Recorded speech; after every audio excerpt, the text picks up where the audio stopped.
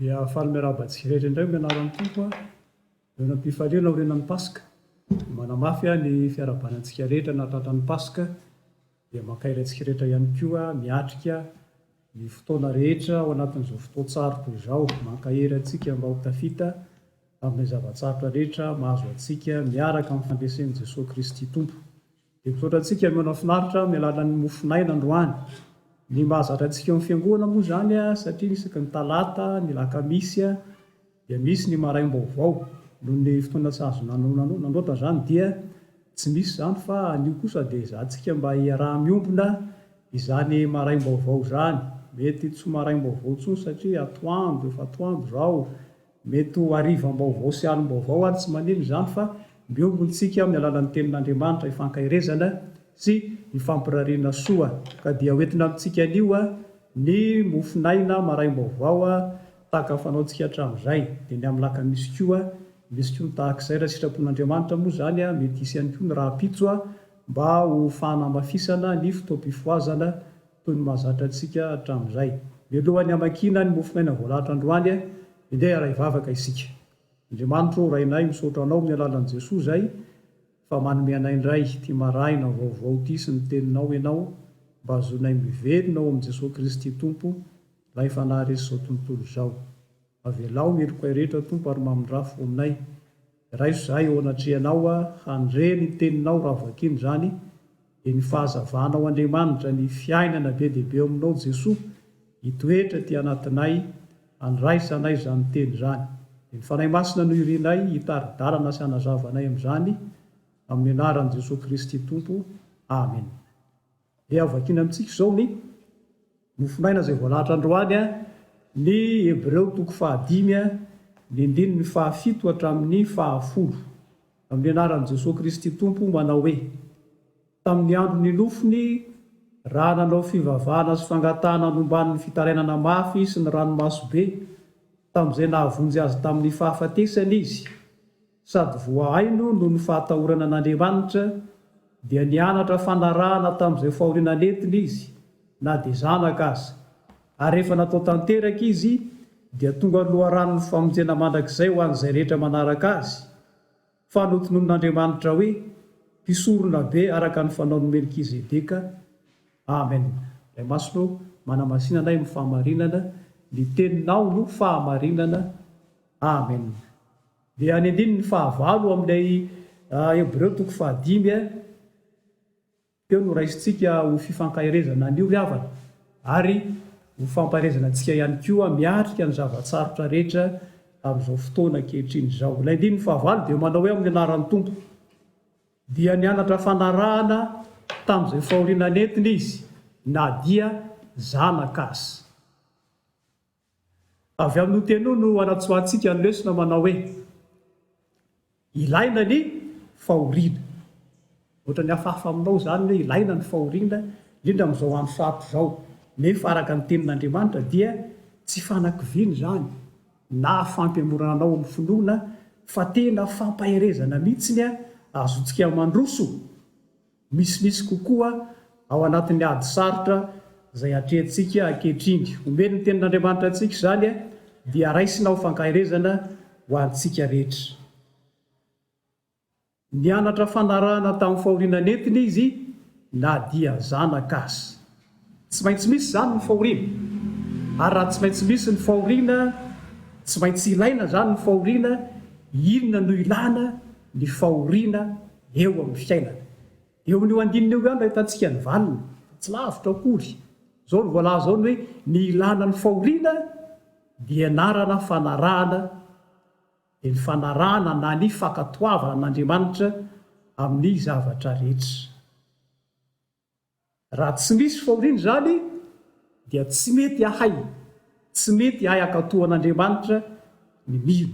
Ny fahoriana zany dia azontsika mianatra sy mahay ny fanarahana na ny fankatoavana an'Andriamanitra. Ary ao anatin'ny fahoriana no ianarana amin'izany fankatoavana sy fanarahana an'Andriamanitra zany.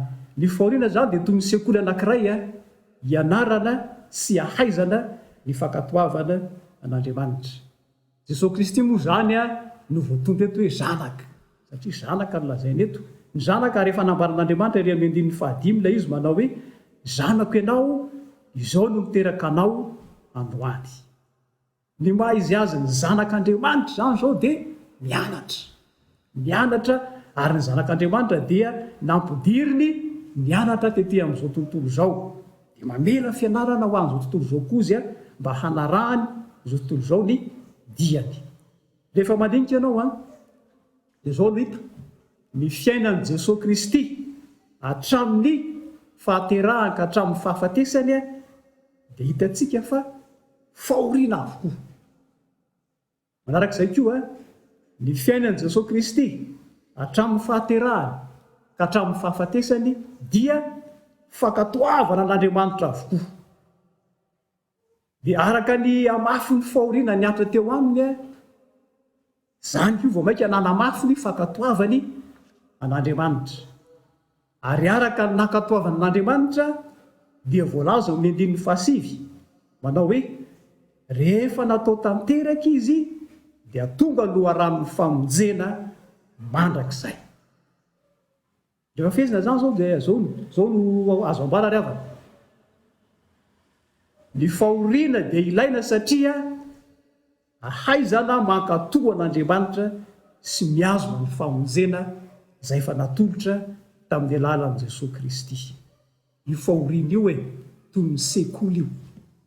Ny sekoly efa misokatra ny sekoly mananjanaka aho dia mampiditra ny zanako hianatra aho. Ny zanaka rehefa mianatra dia mahay ary izay mahay dia tafita izy. Any amin'ny Isaia 7:15 dia ilazan'ny Isaia mpaminany an'i Jesosy manao hoe lehilahy ory sady zatra fahoriana. Izany hoe Jesosy Kristy zany dia lehilahy manam-pahaizana, manana diplôma tapitsotra ny amin'ny fizakam-pahoriana sy ny fahazakana fahoriana. Ary izany fahaizana zany izany heriny zany dia zarainy ihany koa satria tetỳ amin'izao tontolo izao izy nianatra dia zarainy koa amin'ny olona izay mino sy manaraka azy mba hanao izay nataony koa ny mino azy. Ny apôstôly Petera dia miteny manao hoe ao Petera 1:4 koa satria niaritra tamin'ny nofo Kristy dia alao mba ho fiadinareo koa izany saina izany izay niaritra tamin'ny nofo efa afaka tamin'ny ota. Ry zanaka malala an'Andriamanitra, ny zavatra rehetra mitranga sy miatra eo amin'ny fiainantsika dia toy ny sekoly anankiray atsangan'Andriamanitra eo amin'ny fiainantsika mba hianarantsika fifandraisana amin'Andriamanitra, mba haizantsika manaiky sy mankatoa azy tahaka ny Jesosy ihany koa nahay nankatoa an'Andriamanitra tao amin'ny fahoriana nentiny. Satria zanak'Andriamanitra isika dia ampidirin'Andriamanitra ao amin'ny sekoliny tahaka ny Jesosy ihany koa nampidiriny tao amin'ny sekoliny izay tena tandrify sy sahaza azy mba hianatra tsika hankatoa an'Andriamanitra. Toy ny mpianatra rehetra dia misy ny fianarana atao, nefa manaraka ny fianarana dia misy koa ny fanadinana. Raha lazaina zany zao ny hoe miatrika ady mafy na izao tontolo izao, na ny firenena, na ny fiangonana, na ny fiarahamonina, na ny ankohonana, na ny mpianakavy, na ny tenanao azy, ny asanao sy ny fianaranao, ny fahasalamanao, raha lazaina ny hoe miatrika zavatsarotra sy ady mafy ny fiainantsika dia izao ny dikan'izany hoe manao fanadinana sika izao. Fataro tsara ry havana fa ny mpianatra rehetra dia manao fanadinana avokoa sady maniriny mba hanao sy ho afaka amin'ny fanadinana ataony. Tsy misy mihitsy mpianatra ka mianatra izy fa tsy tianao inona, tsy tianao fanadinana, zany mpianatra tsy dia mety loatra. Ary tsy misy koa hoe tsy mpianatra izy nefa hanao fanadinana, fa ny mpianatra rehetra dia mendrika hanao fanadinana. Ny tiana ambara ry havana dia izao, izay rehetra efa niditra teo amin'ny sehatry ny fivavahana, teo amin'ny sehatry ny finoana ary teo amin'ny sehatry ny fanompona an'Andriamanitra dia entin'Andriamanitra manao fanadinana izy. Io fanadinana io no antsoina hoe fizahan-toetra. Ny fizahan-toetra dia tsy fampahoriana akory na famaizana tsy zany mihitsy fa ny fizantoetra dia fitaizana sy fampianaran'Andriamanitra ny zanany sy ny mpanompony handroso sy hitombo amin'ny finoana ary ny fankatoavana sy ny fahatokinan'Andriamanitra. Ao amin'ny fizantoetra Andriamanitra no maneho ny tena maha izy azy miaraka amin'ny zanany sy ny mpanompony. Hotsaroanao mihitsiny ny niarahan'Andriamanitra tamin'ny Abrahama, fa notezain'Andriamanitra atao anatin'ny fizantoetra izy dia nitombo hatrany ny heriny sy ny fahatokinan'Andriamanitra, dia tonga nantsona hoe lehilahin'ny finoana izy na rain'ny finoana. Niarahany tamin'ny Mosesy ihany koa, ary indrindra ny niarahan'Andriamanitra tamin'i Jesosy Kristy tao amin'ny adiny rehetra hatramin'ny fahafatesany, dia tonga loharan'ny famonjena tokoa Jesosy Kristy. Dia hitantsika eo amin'ny Isaia 47:1-2 tsaroanao tsy azo matahotra hoe mifananavitra anao aho, efa niaso ny anaranao aho, asy anao. Raha mita ny olona ianao dia tsy hanafitra anao izy. Izay zany le fomban'Andriamanitra ny olony rehefa nampidiriny ao anatin'ny fizantoetra. Jesosy miteny ao amin'ny Matteo 7:20-20 rehefa nitsangana tamin'ny maty ny Tompo dia manao hoe indro izao momba anareo mandrakariva ambara-pahatonga ny fahataperana izao tontolo izao. Hitanao fampianarana, rehefa mampianatra dia tsy ny ray aman-dreny no mampianatra, fa mpampianatra olona hafa.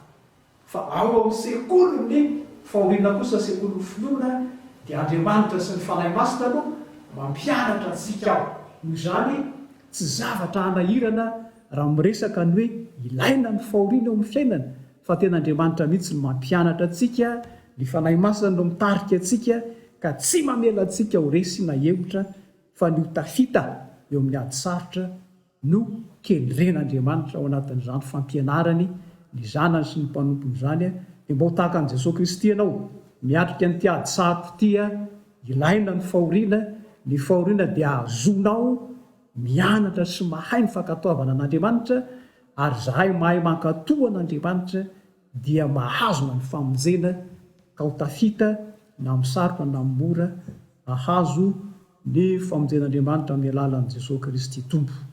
Dia mahay reza ry havana, mahay reza ry zanak'Andriamanitra, fampianaran'Andriamanitra tsika ao anatin'ny fahoriana misy, ao anatin'ny fahasaranana miatra, dia matoky mandrakariva fa mivoaka mpandresitsika fa ny Tompo dia momba antsika mandrakariva ao amin'ny ziadintsika rehetra. N'Andriamanitra ny voninahitra ao aminao ny faherezana sy ny fahombiazana ary ny fandresena omban'ny Kristy mpandresy ankehitriny so mandrakizay. Amen. Vavaka isika. Andriamanitra rainay ianao misaotra anao izay amin'ny alalan'i Jesosy Kristy Tompo fa nampianatra anay zava-dehibe sy mahagaga ianao. Hatramin'izay ny fahoriana dia niverinay ho zavatra andosirana foana, lavina. Androany dia nampianarinao fa ny zavatsarotra ny fahoriana miatra eo amin'ny fiainanay Tompo dia fitaizana fampianaranao anay. Mahaiza anay mankatoa anao Andriamanitra satria ianao mihitsy mampianatra anay ao anatin'izany.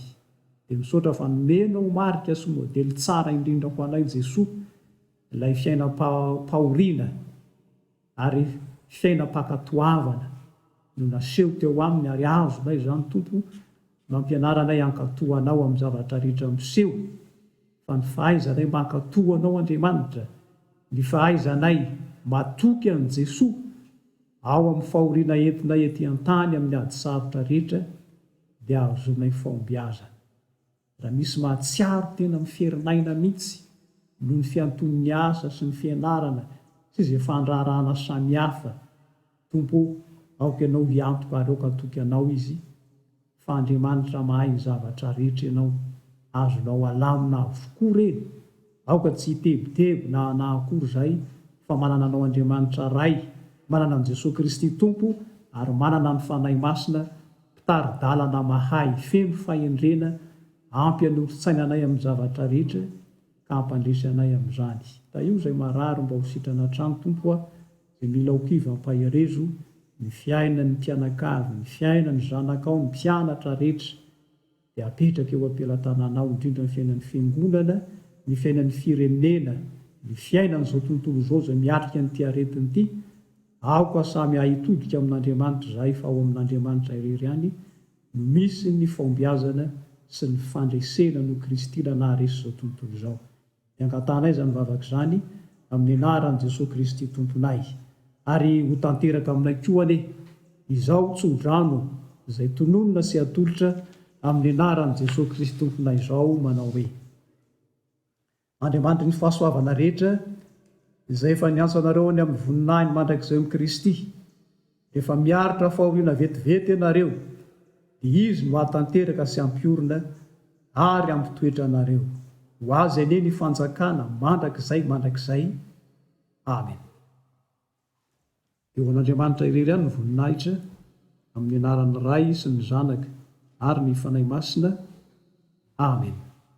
Io misaotra an'Andriamanitra tsika ry havana, noho ny tenin'Andriamanitra izay fanakalozana androany, misaotra anareo izay miaino amin'izay zanak'Andriamanitra tena mahatoko tokoa, mana fandavan-tena miara-miasa amin'ny fandraisana ny feo sy ny fampitana izany amintsika rehetra any, dia mirahasoa azy ireo tain'Andriamanitra nareo amin'ny ataonareo sy ny fiainanareo.